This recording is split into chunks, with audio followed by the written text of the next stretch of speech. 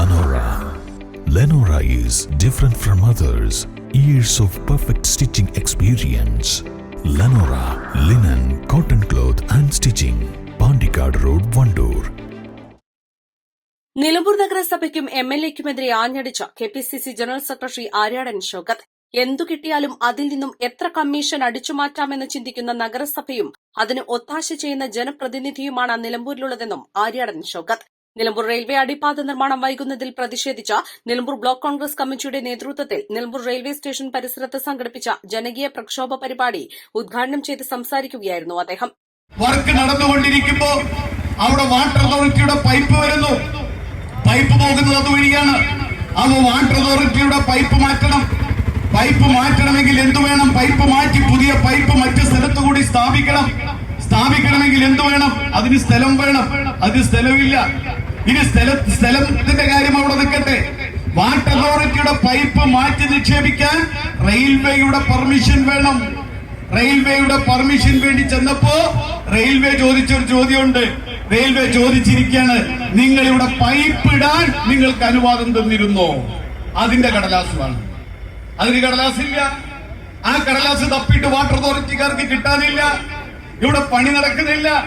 നാട്ടുകാർ മുഴുവൻ ഇവിടെ ബുദ്ധിമുട്ട് അനുഭവിക്കുന്നു. ഇതൊരു സ്റ്റേറ്റ് ഹൈവേ ആണ്.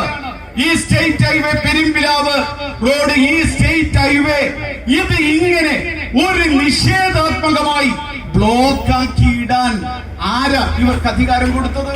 അടിപ്പാത നിർമ്മാണത്തിന് 51% ഫണ്ട് കേന്ദ്ര സർക്കാരും 49% ഫണ്ട് സംസ്ഥാന സർക്കാരുമാണ് ചെലവഴിക്കേണ്ടത്. സംസ്ഥാന സർക്കാർ വിഹിതം ചെലവഴിച്ചാൽ മാത്രമേ കേന്ദ്ര വിഹിതം ലഭിക്കൂ എന്നും അദ്ദേഹം പറഞ്ഞു. പ്രവൃത്തിയുടെ ചുമതല കേരളയിലാണ്. പ്രവൃത്തിയുടെ ടെൻഡർ നടന്നിട്ടുണ്ടോ എന്ന് വ്യക്തമാക്കണമെന്നും ആര്യാടൻ ഷൗക്കത്ത് ആവശ്യപ്പെട്ടു. ആരൊക്കെയാണ് ഈ വർക്ക് നടത്തേണ്ടത്? 51% കേന്ദ്ര ഗവൺമെന്റ്, 49% സംസ്ഥാന ഗവൺമെന്റ്. 49% സംസ്ഥാന ഗവൺമെന്റ് കൊടുക്കുന്ന കാശ് ചെലവഴിച്ചാലേ കേന്ദ്ര ഗവൺമെന്റ് ബാക്കി തുക കൊടുക്കും. ഇത് വർക്ക് തുടങ്ങാൻ ഈ വർക്ക് ടെൻഡർ ചെയ്തു. ഈ വർക്ക് നടത്തുന്നത് ആരാണ്?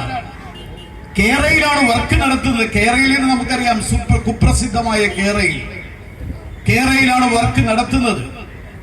വർക്ക് നടത്താൻ അതിന് പ്രതിരോധമായി നിൽക്കുന്ന സംഭവങ്ങൾ എന്തൊക്കെയാണ്?